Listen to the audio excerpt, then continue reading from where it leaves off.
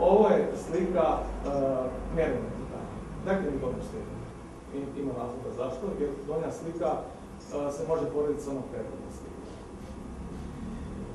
Ono s čim sam ja posebno zadovoljan, to je preciznost mjerne tehnike u usporedbi sa debljinom, sa prečikom, znači sa debljinom ljudske kose, znači to je 60 do 80 mikrona.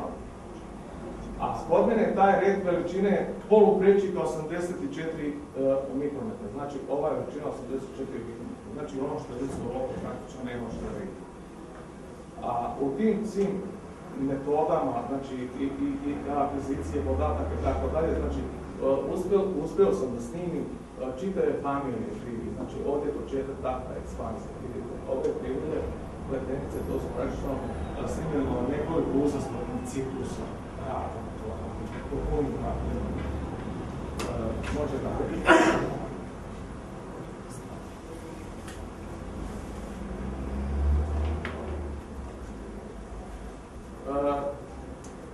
Sva mjerenja su vršena na opterećenjima, na vožnjama bez opterećenja i sa parcijalnim, odnosno 100% opterećenjima. Pokazalo se da utjecaj istrošenja se može vidjeti i na režimima praznog hoda, na režimima parcijalnog opterećenja, na režimima 100% opterećenja. Na osnovu proračuna, dinamičkih putanja, rezultata mjerenja, došlo se do zaključka da je najpogodnije mjeriti ove veličine dinamičke na najopterećenije mreže. A to je kod mene slučaj baš bio ovo je mjerenje na prvom cilindru, na rokavcu do prigušivača teoretskih vibracija. Pošto nisam imao dovoljno vremena i da ugrađujem recimo approximity probe da vršim mjerenja na najopterećenijem temelju mreža, to je u mom slučaju bio 5. temelju mreža. Tamo najviše dolazi na tom mrežu do izražaja utjecaja tih istrošenja na najopterećenije mreže.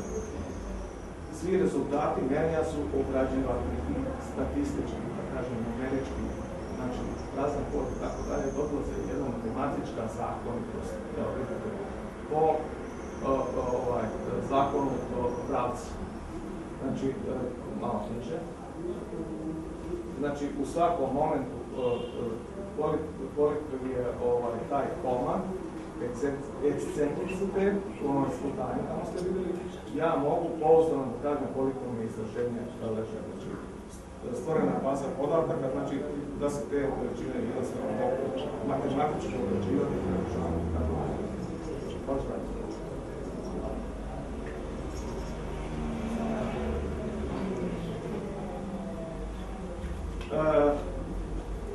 Naglasio bi još i ovo. Pokušavao sam da se izvršili smo mjerenja i na delu kolenostog pratila koji je izvan kućišta motora, to je onaj delo do zamašnjaka motora.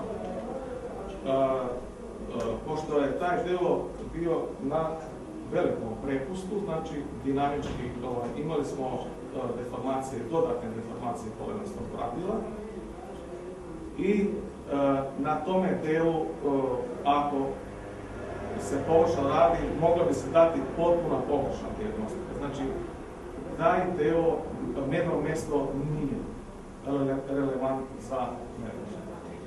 Ovaj deo pravca koji je do prigušivača teoretske vibracije, bez obzira šta je brzina, šta je prigušivača teoretske vibracije tu, njegova masa negdje oko 350-300 kg, pokazalo se da je tu zgodno mjerno mjesto.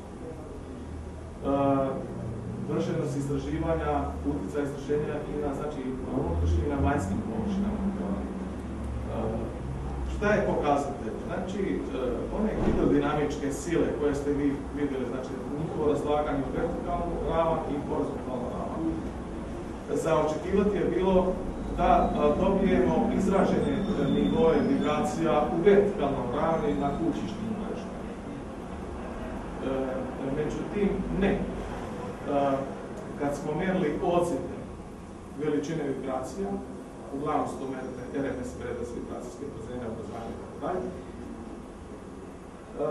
po mjernim mjestima, znači, sada ne idemo u detalje, jedno mjesto bilo aproximately probe, znači mjerenje relativnih vibracija pravaca koronskog frakila, druga dva mjerna mjesta poklopa kudička ležaja, treće mjerno mjesto počinje vijak na stanju prostornog motora, drugo mjerno mjesto počinje vijak sredina motora, to je četvrti ležaj i sedmi ležaj. Pokazalo se da su vibracije izražene u horizontalnom ravni. I to recimo na prvom temeljnom ležaju na bočnom vidu. A to su nam pokazala, to nam je potvrdio i onaj proračun hidrodinamičkih sila. Znači, ušlo se u jedan model od polenosnog pratila u hidrodinamiku ležaja do odziva na vanjskim površinama. Čak se jako lepo moglo vidjeti kad se napravi analiza signala na tom jednom mjestu, na prvom bočnom vidu. Vi u real time domenu vidite jedan izobličeni odziv, signal po takvima ravnopravno, znači ekspanzija i kako on završava, znači ekspanzija, izdobavanje, pulsis, kompresa. Taj u real time domenu jako se lepo odslikava i u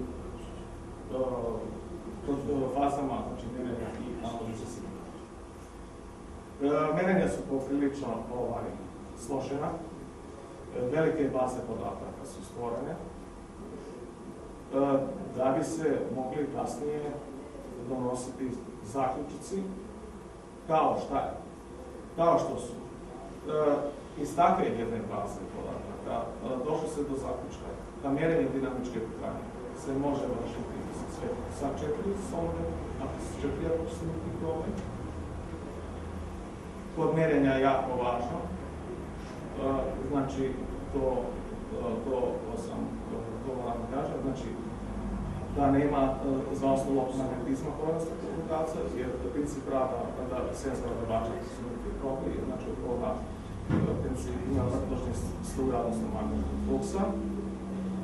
Posebnu pažnju treba obratiti na kružnu strukturaciju, to je onaj deo, znači mjerenje se vršila izvan kućišta ležaja na ovom delu kako rukavstva državni. Taj deo mi je pravio dosta problema, jer nisam znao, taj rukavac nije u istoj klasi tolerancije, nije u istoj tačnosti obrade.